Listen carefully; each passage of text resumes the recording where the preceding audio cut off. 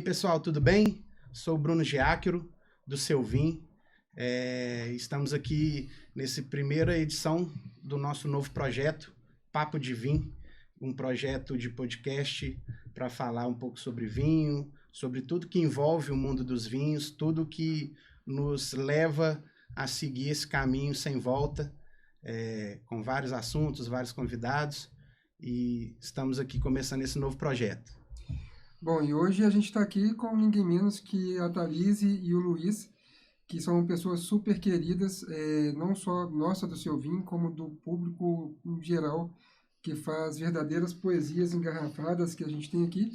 E o Luiz e a Thalise vieram para BH nesse momento para lançar o livro deles, A Era dos Ventos, né, que é um livro super emocionante. Eu não terminei de ler ele ainda, mas assim, mexe com a gente. Eu acho que vale uma leitura lenta, que a gente volta nas páginas com uma facilidade tão grande, né, e tem muita informação, muito conteúdo legal e emocionante.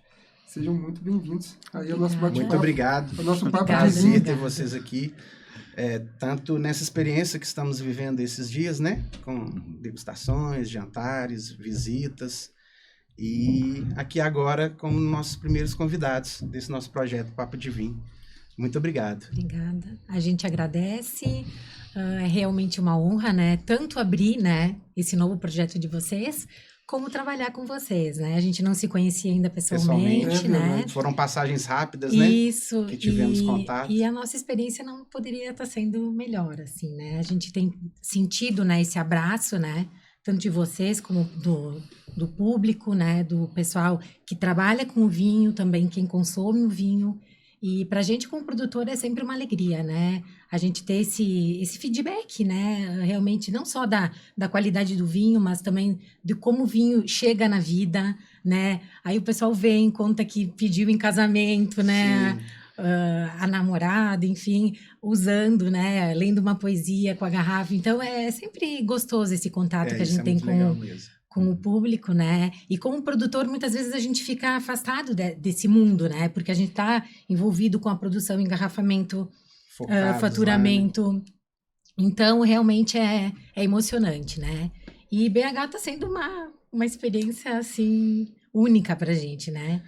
Realmente, assim, a gente se sentiu muito bem-vindo, como em poucos lugares a gente né? E a gente está se sentindo realmente especial, assim, de estar aqui. Muito legal. A gente agradece essa acolhida de vocês. Obrigado. Bom, e em cima disso que você falou, né? Ontem a gente teve aqui algumas experiências bem legais, que eu acho que superou todas as expectativas e surpreendeu muito a gente, né? Por vários aspectos. Por ser um final de mês, final de período aí de recesso escolar, muita gente fora, numa segunda-feira, e a gente teve um sucesso de uma degustação para profissionais, que praticamente não teve quebra, todos que foram convidados, praticamente todos foram, e um jantar maravilhoso que aconteceu também, que eu acho que superou até as nossas expectativas do lado de cá, por mais que a gente sempre escutou que as pessoas queriam conhecer vocês e saber de perto essa história linda que é a Era dos Ventos, mas vocês lá do Sul, quando vocês fazem o vinho e produzem essas poesias engarrafadas, vocês tinham noção do alcance de vocês aqui em Terras Mineiras e talvez assim em outros cantos do Brasil, como que o vinho de vocês é visto e quase que idolatrado, né? Porque foi algo muito parecido com isso que aconteceu ontem. Vocês tinham essa noção assim? Bom, em primeiro lugar, é uma honra, né? Como a Thalise falou, de estar aqui, primeiro programa, né? E nós nos sentimos muito honrados mesmo. Como a Thalise falou, esse acolhimento, assim, foi algo incrível pra gente. Legal. Obrigado mesmo, assim, sabe? Pelo trabalho de vocês e pela humanidade, assim, né? Que vocês têm. Eu acho que a gente estava falando ontem, né? Antes de responder a pergunta, o quanto o vinho é humano, né? E quanto talvez a gente tenha se afastado disso ao longo, né, do tempo. Sim. Então, esse retorno do vinho ao patamar humano, eu acho que é muito importante, né? E, puxa, falando assim de ontem, foi algo inexplicável, sabe? Eu acho que fazia muito tempo que a gente não sentia, né? Uma energia assim incrível das pessoas. Ontem eu acho que a gente falou quase 3 horas, né? Sim. Eu acho que foi isso, durante a tarde, né? E se tivesse mais 1 horinha, 2 Ia horinhas, fácil. ia ter Pessoal, pouco para ia continuar fácil. escutando, né? Tinha assunto e conversar. tinha vinho para isso. E eu confesso que eu fiquei meio assustado, assim, porque eu disse, nossa, ou as pessoas estão assustadas com o que eu estou falando, o que nós estamos falando, ou realmente elas estão muito interessadas, e graças a Deus era porque estavam muito interessadas. E outra coisa que me chamou muito a atenção, as pessoas, assim, muitas delas já tinham comprado o livro, já tinham lido o livro, né? E graças ao movimento de vocês também, né? Acho que tem que falar, né, que durante aquelas catástrofes e tragédias que aconteceram lá no Sul, vocês ajudaram muito, né? Uhum. A gente fez uma ação com o livro, Sim. né, onde a renda toda da venda 100%. do livro, 100% retornou lá para o Rio Grande do Sul nas ações. E então foi surpreendente, porque as pessoas já tinham contato com o livro, né? Sim. Então é Bem- muito bacana quando a gente bem lança aceito aqui, né? muito, quando a gente lança uma obra, mas as pessoas já, né, já têm o contato com o livro. Então foi muito bacana, né? E foi essa questão, assim, para nós foi surpreendente, né, das pessoas terem esse interesse. Quase 100%, né, das pessoas convidadas foram à tarde, né? Sim. A quebra foi E quase mínima. o jantar, então, também, né? A gente teve que abrir vagas, né? Vocês falaram. 2 vezes. 2 vezes e ainda teve fila de espera. Então, Sim. para nós foi surpreendente isso, né? Esse carinho, assim, do povo mineiro, né? Que bom. E isso vocês, nas suas visitas, né, um pouco do que o Gu tinha perguntado, Uhum. o que vocês ficam lá, né, na vinícola, focados lá. Quando vocês saem, né, vocês estavam em São Paulo, vocês aqui em Minas, e daqui acho que vocês vão para o Rio, né? Uhum. Essa recepção, vocês têm essa dimensão do que o público, no geral, espera, do que o público já conhece de vocês? Ou isso sempre é uma surpresa, assim? Eu acho que sempre é uma surpresa, né? Ontem, assim, no final do jantar, quando um menino, né, abraçou o Luiz e disse obrigada por existir, então eu acho que, assim, aí tu vê a diferença que tu faz na vida das pessoas. Sim, Né? sim. Que Isso passa de um vinho ali, realmente é trazer uma mensagem mesmo, como o Luiz disse, de humanidade, né? Que as coisas têm outro significado, né? Além do material, né? Porque alguém falou ontem, né, que o álcool ele já traz uma certa alegria, né? Sim. Mas não é só sobre só isso, isso. né? É realmente trazer poesia, trazer essa questão ritualística, né? Que o Luiz sempre fala, do vinho à mesa, da amizade, né? Daquela partilha, que na verdade é o que fica na vida, né? Com certeza. Né? O que a gente lembra, né? Não, aquela vez que a gente se encontrou, que a gente conversou. O resto, dia a dia, vai se esvaindo, assim, no pensamento. Mas esses momentos partilhados, assim, não cai nunca no esquecimento, né? Legal. Então, é essa importância que a gente percebe que tem na vida das pessoas, né? Então, é muito legal. Que bom. É Bom, maravilhoso isso é máximo. mesmo.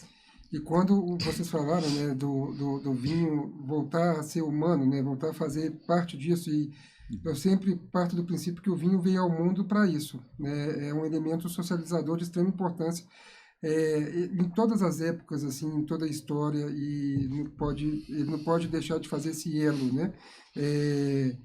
E o vinho se perdeu em alguns momentos para atender uma demanda específica, e talvez afastou um pouquinho de algumas pessoas. Eu acho que agora está tendo essa retomada. E falando enquanto vinho humano, a gente tem aqui que a gente está degustando, hoje a gente não está degustando o Era dos Ventos, né, até mesmo porque eu queria apresentar para vocês um vinho mineiro, mas não essa nova leva de vinhos mineiros que estão vindo e que está com um trabalho muito legal.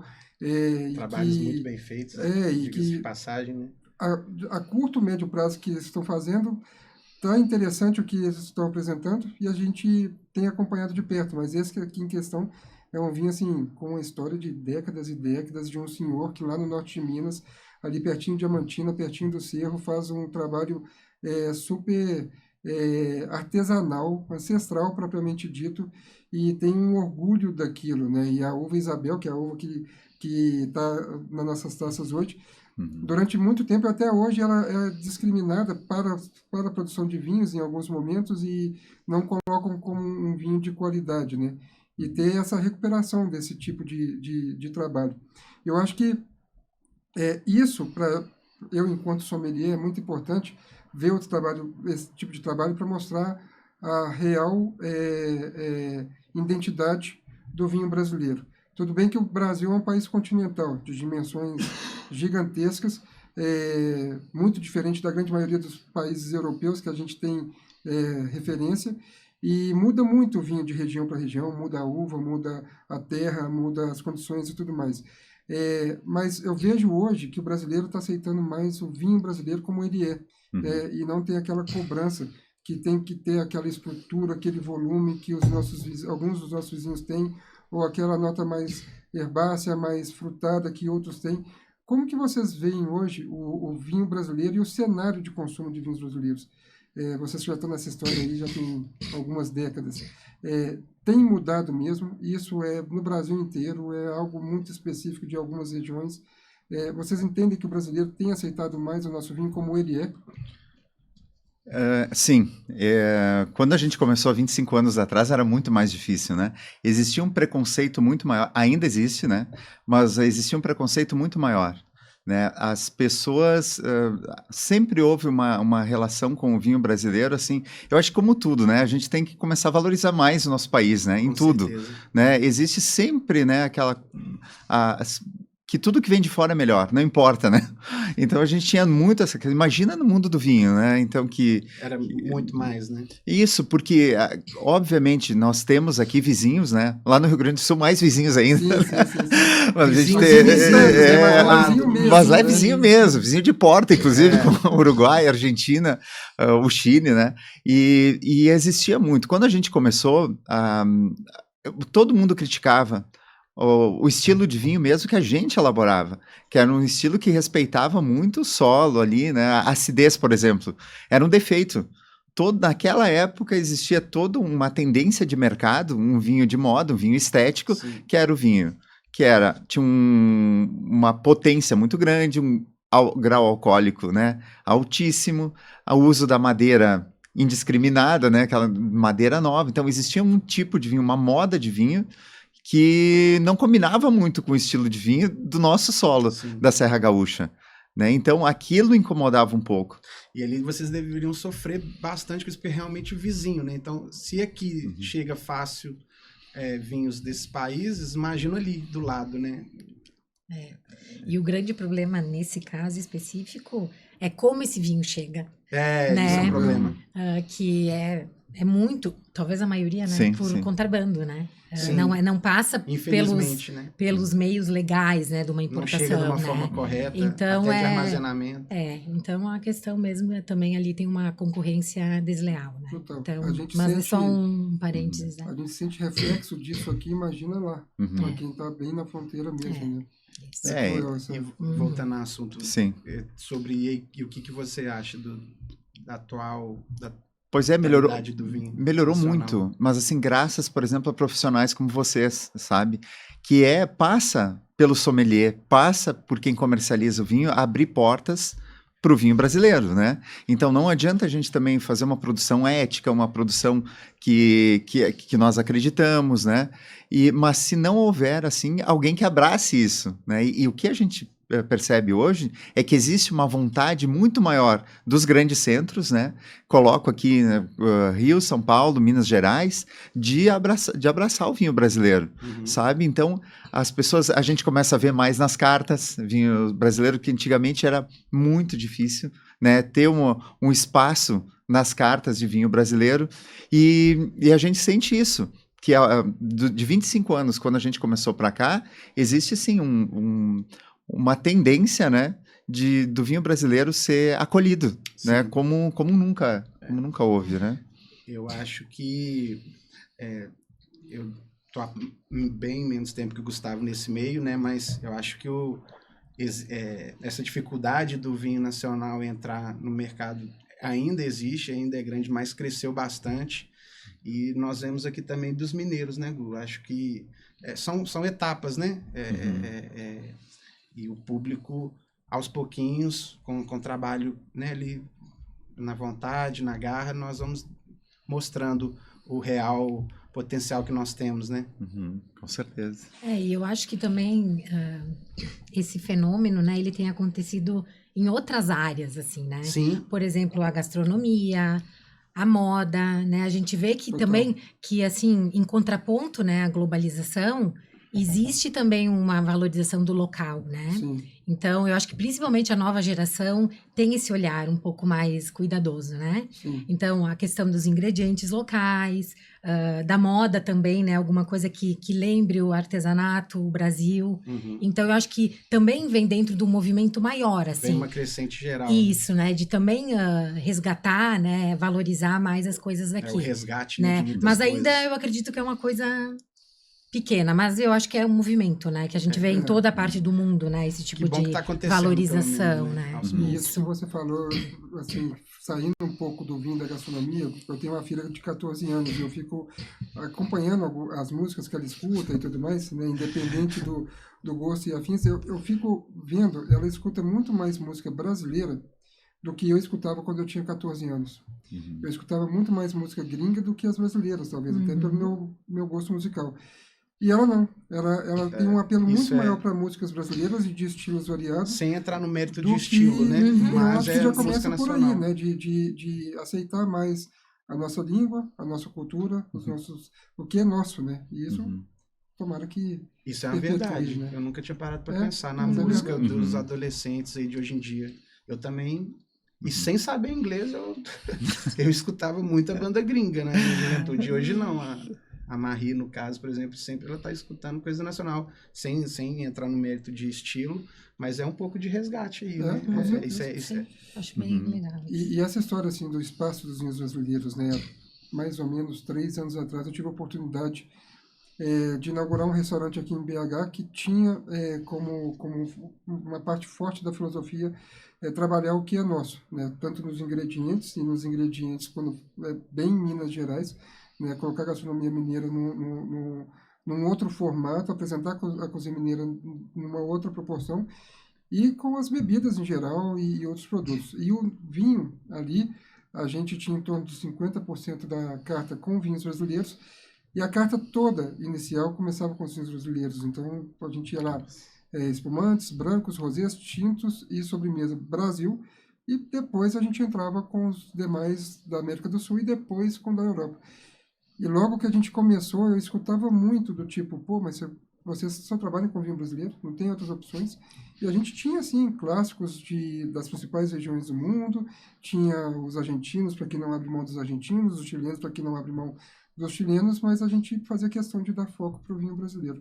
Puxa. E no primeiro ano e meio, eu acho que o vinho brasileiro não correspondia a 15, 20% do que se vendia no restaurante, mesmo tendo 50% da carta. Depois disso, foi gigantesca a aceitação e o pessoal tratava aquilo com uma naturalidade muito grande, porque se deram o direito de degustar um vinho, de conhecer um vinho, e aí acharam legal e quiseram conhecer outros. E quando eu saí de lá, já estava numa proporção de quase 50% dos vinhos vendidos ali serem vinhos brasileiros. E isso me deixou muito feliz. E é um trabalho de formiguinha, né? Não é uma coisa que foi de um mês para o outro. Foi questão de um ano e meio para chegar nessa proporção. Hoje eu estou dentro de um hotel, né? Em um hotel que atende o público daqui, mas muito público de fora também. E a gente tem alguns vinhos brasileiros no hotel. Não é na proporção grande, mas a gente tem, né, daqui de Minas, alguns vinhos de vocês, outros do Rio Grande do Sul e tudo mais. E dentro do hotel, quase que 100% dos vinhos brasileiros são vendidos para estrangeiros, que chegam aqui, olham, querem saber o que se trata, o que é, ficam curiosos e pagam valor pela garrafa, né? E se eu tenho um vinho na casa dos 300, 400 reais de um vinho brasileiro, o brasileiro fala, não, com esse valor eu compro tal coisa de tal lugar. Né? O estrangeiro ele faz questão de pagar e fica surpreendido e quer levar e quer saber mais. Então isso é muito legal, de ter esse reconhecimento também de quem está de fora, né? E ver o trabalho que está sendo feito aqui. Isso é muito massa. Muito bom. Não, e é interessante, né? Porque quando a gente viaja é justamente isso, né? A gente quer ter experiências daquele país, né? Daquele lugar, da gastronomia, da bebida. E é interessante, né? Esse olhar, né? Que vem de fora. Pô, o cara não vai vir aqui no Brasil, né? E vai querer tomar um vinho que ele bebe lá, né? Sim, ou sim. vinho argentino. Eu acho que o com vinho certeza. chileno e tal. Não, eu acho que é importante esse espaço, né? Que tenha nas cartas, né? A possibilidade de quem vem de fora tomar um vinho brasileiro. Isso é fantástico, né? Eu acho que é importante. Obviamente, vai ter aqueles que vão beber ainda os clássicos, né? Que gostam e tal, mas tendo a possibilidade de ele enxergar na carta que tem um vinho brasileiro ali, já é um avanço imenso, né? Isso é muito bom. Uhum. E vamos falar um pouquinho do livro que a gente acabou de lançar aqui em BH. Pois é. É tão rico essa história, né? E assim. E antes de tudo, né, achei ótimo a sua fala, que você é um poeta que foi trabalhar com vinho, né? Que o vinho veio depois. Sim. E acho que esse livro tá bem escancarado isso, né? E ficamos felizes por ter feito esse lançamento aqui junto com vocês. E fala um pouco sobre... Nossa, foi uma alegria imensa, né? Assim, ter esse lançamento aqui em Minas, sabe? Eu acho que Minas ainda foi o lugar que a gente mais vendeu livro, eu acho, no Brasil, sabe? E é bastante venda, Ju. Obrigado, povo mineiro, por ler a Era dos Ventos, tá? E assim, claro, a poesia eu acho que era indissociável, assim, de tudo que eu faço, sabe, na vida. E o vinho não poderia ser diferente, né? Eu acho, assim, a gente tratou durante muito tempo essa questão do vinho como um produto meramente comercial, sabe? A gente foi se afastando disso, né? A gente foi atrás sempre de uma coisa muito industrial, muito mecânica, né? E o vinho não é isso. Se a gente pegar historicamente o vinho, ele é muito... Ele, ao longo da história, ele vai muito mais para o sagrado, né, pelo ritualístico, como a Thalys tinha comentado, e para a poesia. Então, a gente não pode perder esse caráter poético, né? Quando o vinho se torna meramente um produto, é perigoso, né? A gente vai estar colocando ele junto com qualquer outro produto industrial, né? Sim. Então se fala que não, porque vinho tem que produzir, já faz um cálculo, um plano de negócios, tem que faturar tanto para me dar retorno disso, né? Não é só isso, sabe? E quando se perde a alma, se pensa só nisso, se pensa, né? Eu até coloco no meu livro aqui, né? Se pensa em faturamento antes da alma, antes da essência, a gente corre um sério risco de dar errado, sabe? Porque o vinho não é... sabe que eu tenho uma dificuldade de chamar vinho de produto. Sinceramente, para mim, é uma dificuldade imensa. Além, né? É muito além. Então, assim, a gente teve, sim, o marketing, ele é muito errado, às vezes, em relação ao vinho. Né? Eu vejo, assim, um marketing muito igual em relação ao vinho. As pessoas querem saber da garrafa para fora, sabe? Querem saber que aromas tem os vinhos, não sei o quê, se atém a muitas questões técnicas do vinho e esquece de onde ele veio, sabe? Então, a poesia está na terra. A poesia está no homem. A poesia está no ciclo da natureza. Nós somos ciclos, né? No momento em que a gente se afasta, né, o homem se afasta do vinho e dessas questões que é da poesia, a poesia é assim, muito mais ampla do que as poesias que eu escrevo, por exemplo, atrás dos contrarótulos. A poesia que eu quero falar, assim, e eu acho que está dentro das garrafas de vinho, muito mais do que as poesias que estão escritas no contrarótulo, é essa poesia. É esse retorno, sabe? A gente tem que, calma, gente, né? Não vamos só falar no vinho nessas questões muito técnicas, sabe? Que se torna chato, porque daí todo mundo é igual, todo mundo fala as mesmas coisas, né? Então a gente tem que voltar lá. A poesia é da terra, né? Onde está esse solo? Que pessoas estão trabalhando ali? Né? Qual a trajetória desse vinho para chegar na garrafa? sabe? A gente tem que começar a falar mais. É muito contexto antes de chegar ali do líquido na taça, né? Pois é, o que está me incomodando muito, assim, as pessoas estão muito preocupadas, assim, como vender o vinho, né? Assim, de qualquer jeito, sabe? Não, a gente vende de qualquer forma. Então, existe esse afastamento, né? Da terra, do que realmente para nós importa. Sabe? Então, a poesia entrou ali, assim. A Era dos Ventos, o livro, fala essencialmente disso, sabe? Todo ele assim, é baseado no vinho da minha história. No vinho desde criança, né? Desde o meu primeiro vinho, primeiro porre, até passar, mas sempre uma ligação poética com o vinho, sabe? Saber que ele faz parte de uma cultura, né? Ele não é um produto, né? Fora da nossa vida. Sim. Ele está na nossa vida, né? Então, quando isso serve de inspiração, tanto para quem produz como para quem bebe, é incrível, como a Thalise falou. A gente, às vezes, alguns anos atrás, nem desligava o celular para dormir, né? Mas aí a gente vinha assim, pô, 1h, alguém te mandando mensagem, tô lendo tua poesia aqui no restaurante, né? A pessoa que me serviu lê a poesia e tal. Isso era muito no contrarótulo. Até pega uma garrafa aí, Gus, para alguém que não... né? Só para mostrar, pessoal...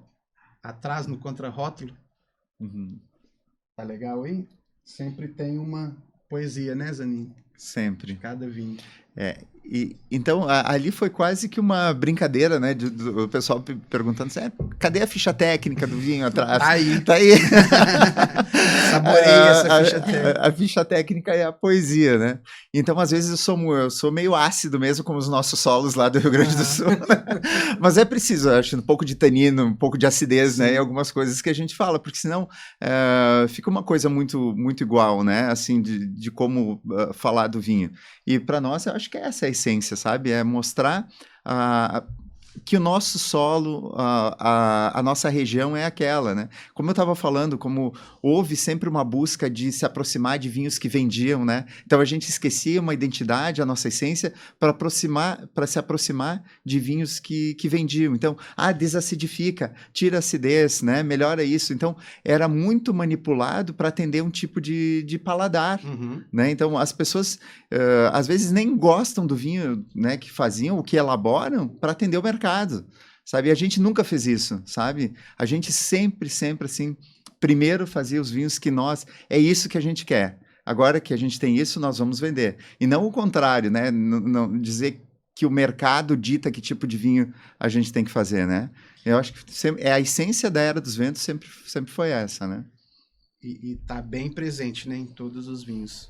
O que vocês querem entregar mesmo, né? Sem ir de acordo com o que a maioria faz. Vocês nos surpreendem cada vez mais.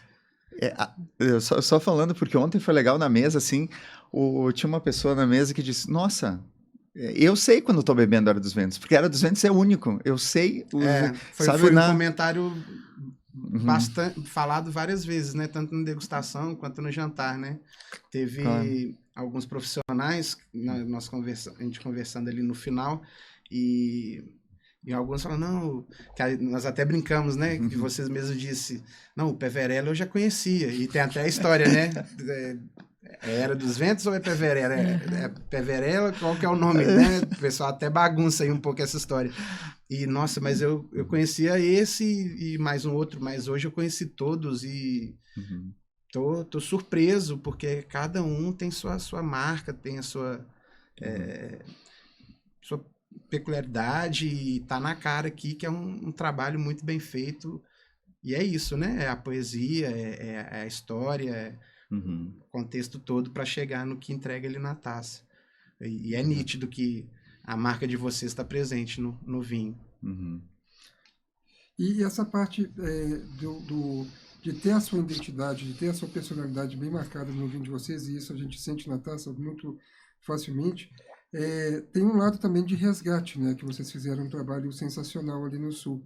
E fugindo, eu acho que desde o início da história de vocês, desse conceito do vender o mais fácil. Né, saíram um pouco ali daquelas uvas mais comerciais, que o público tem maior aceitação. Eu falo até hoje, um pouco menos, mas até hoje as pessoas chegam no restaurante com uvas muito específicas e quase sempre as mesmas na cabeça, eu gosto de Chardonnay, eu gosto de Sauvignon Blanc, eu gosto de Cabernet Sauvignon, Merlot, ou Malbec e nessa linha, né? E aí vocês vieram mostrando pra gente outras possibilidades fantásticas que se fazia ali no Sul, né? E quando a gente pensa que vocês estão descobrindo isso, na verdade vocês estão resgatando isso, né? Que eu acho que fica ainda mais especial, que desde quando os primeiros colonos italianos chegaram por ali, eles trabalhavam com uvas que já estavam adaptadas a trabalhar lá no Velho Continente, lá na Itália, propriamente dito. E como é trabalhar com essas uvas assim no dia a dia, né? Eu sou fã incondicional da Trebbiano e depois que eu escutei de você que a Trebbiano realmente se adaptou muito bem ao solo dali de vocês, a Peverella dispensa apresentações maiores, né? E acabou que vocês fizeram essa redescoberta, essa entrega novamente de uma uva tão gigante, tão especial, e depois surgiram outras Peverellas por aí, né? Mas hoje, como que é a aceitação, não só da Trebbiano, da Peverella, mas quando a gente fala de Teroldego, de Marcelin, e talvez até uvas mais emblemáticas de grandes clássicos, como a Nebbiolo, como que as pessoas falam e sentem um Nebbiolo genuinamente brasileiro e com essa riqueza, com essa personalidade que ele tem. Como que é isso para vocês? Respondeu. Silêncio. Silêncio. Porque, nossa, é uma pergunta assim que... a tua pergunta é a essência do nosso projeto. É a essência, assim, tu tocou na parte, assim, que é fundamental. Porque a gente... Todo mundo fala, né, que pô, o grande vanguardismo da Era dos Ventos é o passado, sabe? A nossa essência está no passado. Eu acho que se esqueceu, a gente mora num país em que a gente tem pouca memória, né? A gente tem pouco registro, a gente meio que esconde o passado, né, de tudo, assim, a gente tem vergonha, às vezes, né, lá na colonização italiana, a gente vê muito isso, sabe? As pessoas tinham vergonha de falar a própria língua, sabe? De falar o dialeto vêneto, porque era vergonhoso, né? Ou esconder as casas porque eram mais pobres, começaram a surgir outras casas, então os porões foram todos ou azulejados ou colocados pisos, assim. A gente parte de um princípio diferente disso. A gente buscou a essência, sabe? Então, eu acho que em qualquer coisa, assim, na cultura, na história, né? Ou no próprio homem, ou na vida da gente, quando a gente está perdido, a gente volta para as raízes, né? Porque lá tem toda a nossa essência. Tem nossa história, tem nossa bagagem, né? E o mundo do vinho não fica diferente disso, né? Então, o grande projeto, assim, quando a gente estabeleceu, o que a gente queria era esse retorno, né, ao passado. Tanto do método de vinificação, quanto o resgate de variedades, porque como é que a gente nega, por exemplo, a uva Peverella, que fez parte de toda a sustentação da colônia italiana ali, né? A uva branca mais plantada no Brasil na década de 40, responsável pelos primeiros espumantes, né? E pelos vinhos brancos, né? Ou se misturava muito essa uva. Por que a gente virou as costas para ela, né? Por que a gente vira as costas? Por que deixar de lado, né? Então, um pouco no livro também eu falo sobre isso, sobre esse resgate. Por que não buscar, né, essas variedades? Por que ir na moda só do que vende, né? E eu não estou negando, que fique bem claro, que outras variedades, como Chardonnay, Pinot Noir e outras variedades se adaptaram também na Serra. Mas tudo pode viver concomitante, né? Uhum. A gente não precisa negar alguma coisa, né, ou tentar destruir alguma coisa para que a outra seja valorizada. Então, quando a gente começou assim, restavam pouquíssimos hectares de Peverella, por exemplo.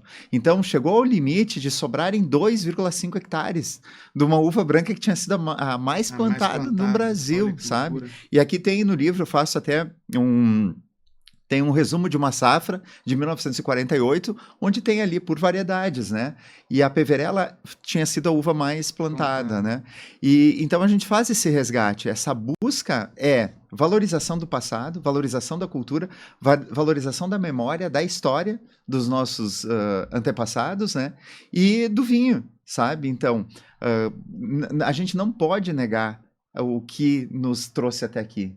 né? Então, eu acho que a parte do projeto, a essência, essa tua pergunta é fundamental, sabe? E aí a gente tentou dar versões para outras variedades italianas também, que ali estavam, né? Como o próprio Trebbiano, o próprio Moscato antigo, né? Então, ninguém tinha coragem de botar elas de novo varietal em protagonismo. Ou eram para cortes, ou eram, né, para usava para destilados e tal. Então, eu acho um pouco, assim, da nossa ousadia foi transformar essas uvas de novo, em varietais, sabe? Vamos fazer 100% em varietais. Não sei se tu quer complementar Não, acho alguma... que é isso. Acho que é isso. Exatamente. E é um trabalho lindo, sabe? Escutar isso e ver isso refletido nas taças é sensacional. E a gente começa a entender um outro Brasil vínico, né, que tem tradição, que tem história, que tem conteúdo para passar e que ficou esquecido aí durante o tempo. E ainda bem que tem produtores como vocês para resgatar isso e mostrar para a gente, assim, olha, já foi assim um dia, né? E, assim, E é legal citar aqui, não só nós somos parceiros, né, claro, representamos você, mas que existem algumas outras vinícolas também fazendo um trabalho bem interessante, né? Quanto a isso, eu pude ir no Naturebas esse ano, conheci vários outros, né? Vanessa, Arte da Vinha, um pessoal de São Paulo e da Itália também, né? A Foradori, sim, sensacional. Sim.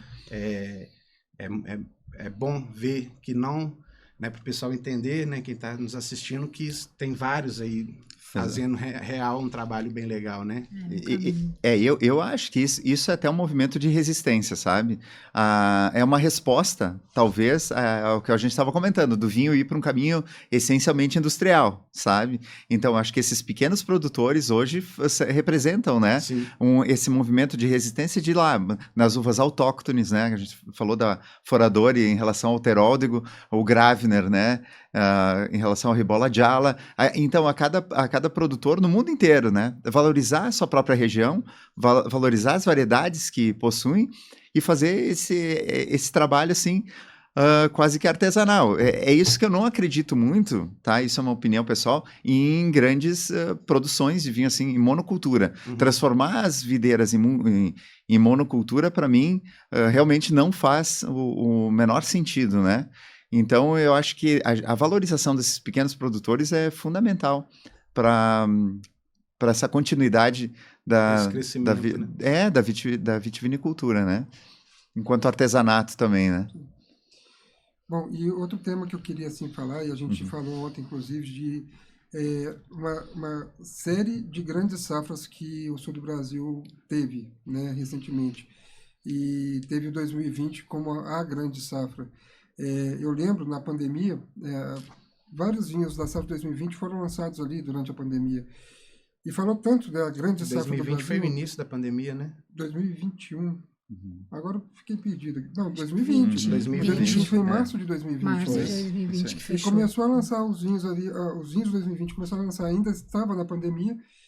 E eu confesso que eu achei um pouco de exagero de falar assim, putz, mas será que foi isso tudo mesmo? Porque tá falando tanto isso, mas será que foi? Né? E a gente, hoje, eu tenho convicção que realmente foi uma grande safra.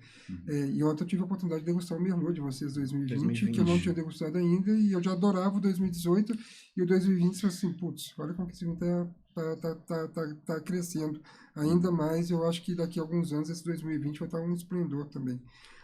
E agora aconteceu essa catástrofe no Sul, né, que deixou a gente muito chateado, incomodado, e ainda mais sabendo que boa parte daquilo nós somos os grandes culpados, né? Como que isso pode vir a refletir nas próximas safras? Você já tem uma noção? Como que os vinhedos, a terra de vocês, sentiram isso? Já tem alguma noção assim de como que isso pode refletir nas próximas garrafas? Foi realmente assim, eu acho que a tragédia ela foi anunciada, né? Porque, como tu falou, a gente sentia algumas coisas, ao longo do tempo, a gente percebe essas mudanças climáticas, né? Acontecendo assim, principalmente no Rio Grande do Sul. Vários e vários cientistas, né, e alguns estudiosos do clima sempre diziam, né, que o Rio Grande do Sul ia virar realmente ali um corredor né, dessas intempéries mais intensas, né? Então, que o El Niño, por exemplo, ia se intensificar, e isso já tinha sido avisado, mas a gente, assim, ó, por mais que a gente espere, jamais esperava o que aconteceu. Foi, né? Exatamente, né? E isso, assim, a gente, na Serra Gaúcha, pelo menos dados que a gente tem, é que pelo menos 500 hectares de vinhedos, né, sumiram, né, com essa tragédia. Sumiram.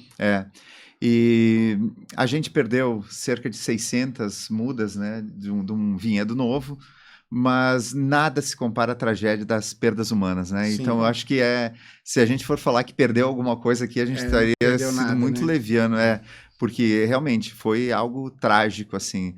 E em relação ao futuro, que tu colocou muito bem, né? Eu acho que a gente agora, depois dessa tragédia, a gente ficou muito inseguro, sabe?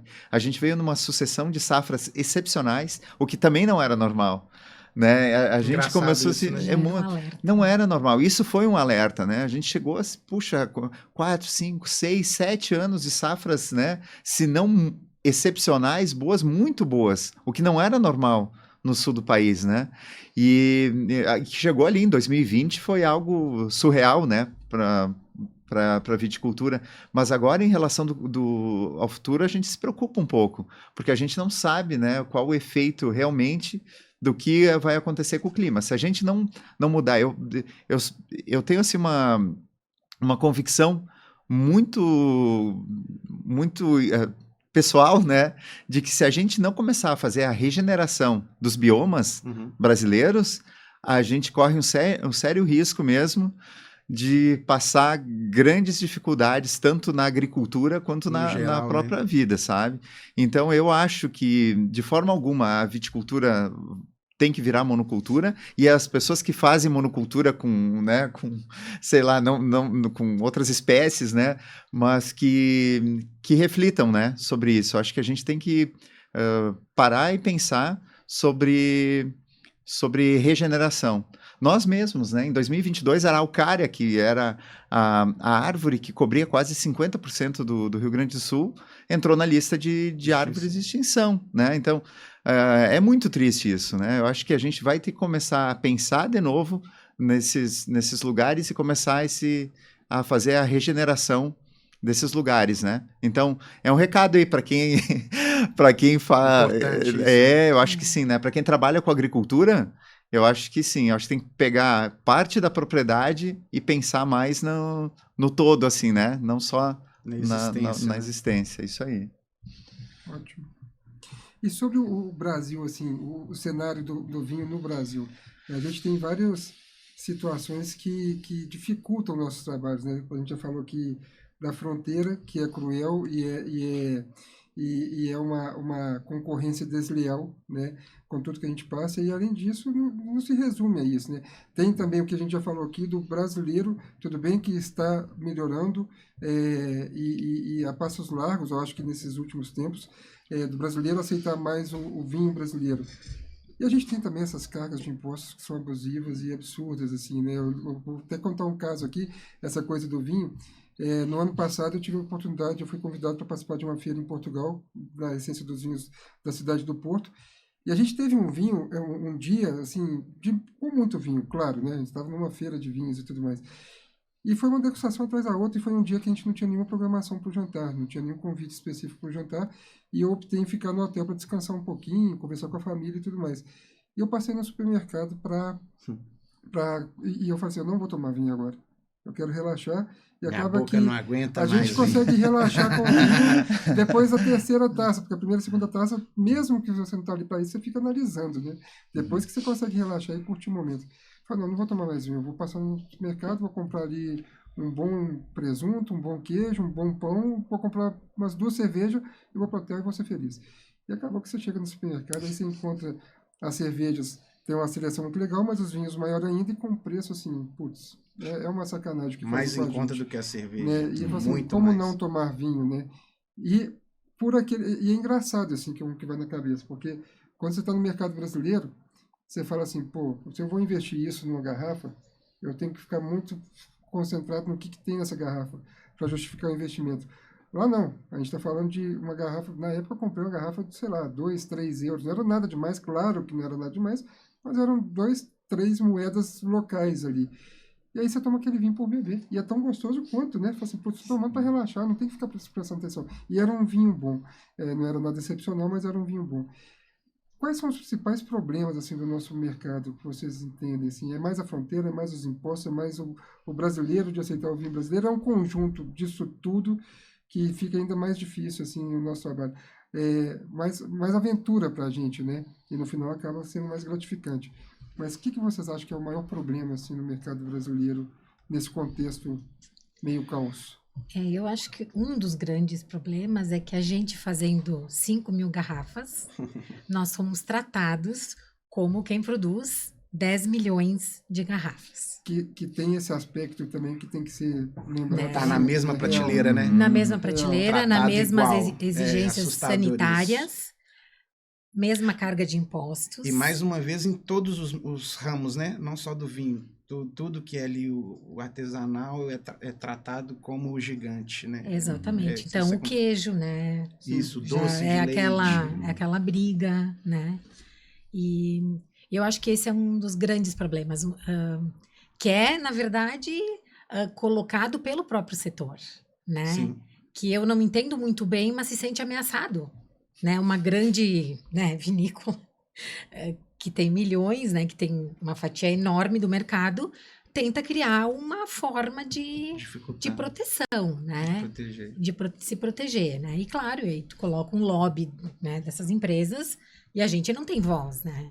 Então, eu acho que uma das coisas, né, eu como a parte que faço a parte mais burocrática e tal, é um dos grandes desafios que a gente tem, né? Na hora de conseguir uma licença, na hora de registrar um produto, na hora de se enquadrar, né, num regime tributário. Tudo isso a gente, né, tem esses desafios, né, muito grandes, né?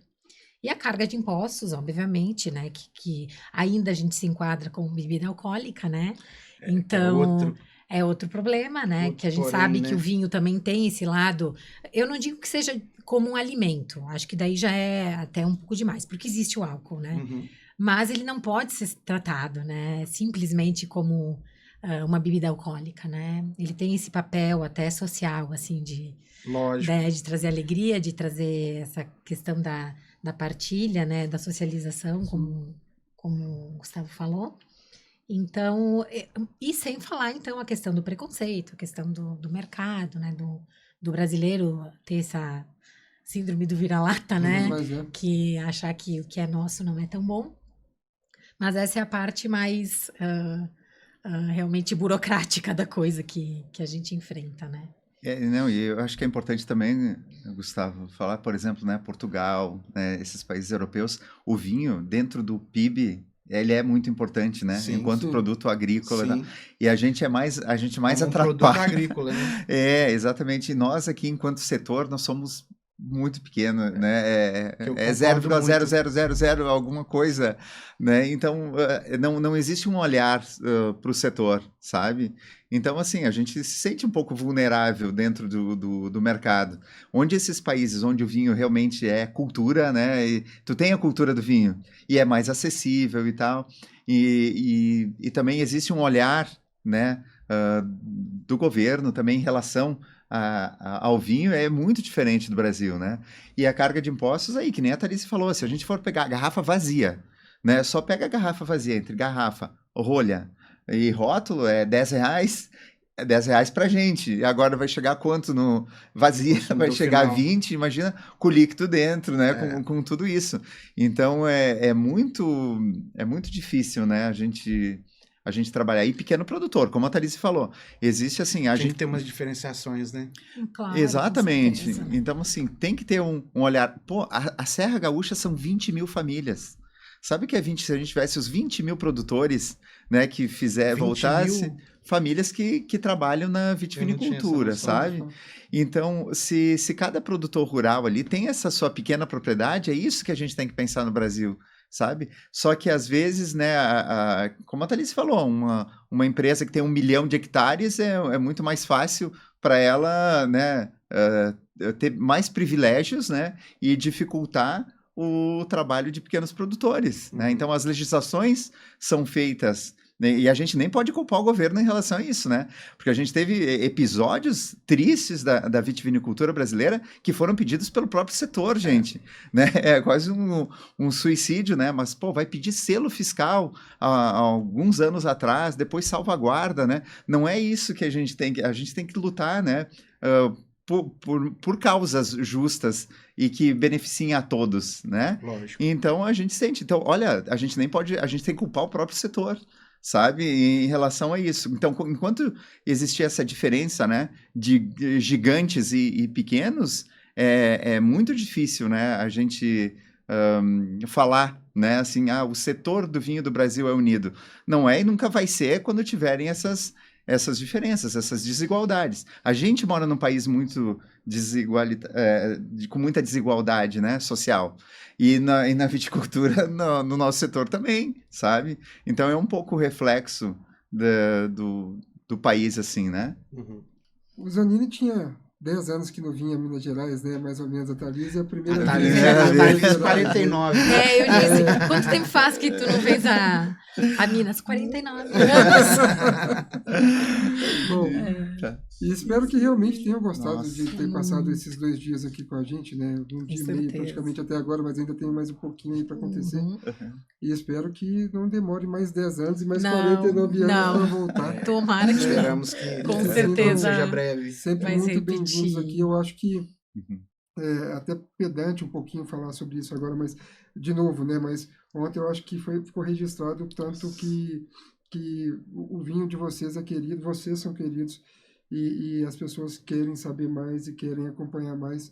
E espero que isso seja aí mais um motivo para vocês virem com mais frequência aí para nos visitar, que vai ser sempre uma honra poder recebê-los. E não só, né, Gustavo, acho que ontem, né, toda a festa, eu digo, né, que teve a parte mais didática e tal, mas acabou, né, sendo uma festa, né, também não é só mérito da gente, né, não é mérito só do produto, da nossa presença, mas também do trabalho de vocês, né, Obrigado. que a gente finalmente Muito encontrou alguém aqui que entendesse, né, a nossa proposta e trabalhasse também em consonância com o que a gente acredita, né, Luiz? Nossa. Então não é só mérito, que a gente é respeitado, que o nosso trabalho é legal, mas também que a gente encontrou, né, pessoas como vocês que abraçaram a causa, né? Bom, Que muito bom ver Fico isso. feliz de fazendo ouvir isso. um trabalho legal. Não, vocês realmente, assim, né?